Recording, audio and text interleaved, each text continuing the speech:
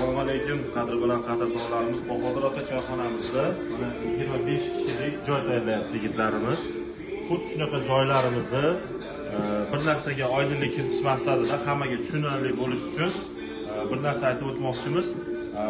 Bunaqa banketlarimizni joylarimiz bepul deganimizda hamma mahsulotlar bizdan olinganida hamyonbop narxda hisoblab beramiz.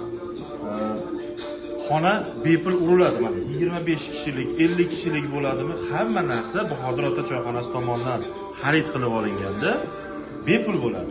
Agarda bizdan taomni olib qolgan masalliqlarda shunaqa holatlar ham bo'ladi. Tushunmovchilik bo'lmasin degan maqsadda ochiq oydin mana aytib o'tyapmiz, tushunarli bo'lsin deb. Joylarimizga xizmati uriladi. Xona hisobiga, odam soniga o'shuni hisobini olib, chunki bir tomondan olib qaraganlaringda bu katta VIP zalimizda mijozlar kirib o'tirish imkoniyati bo'lmaydi.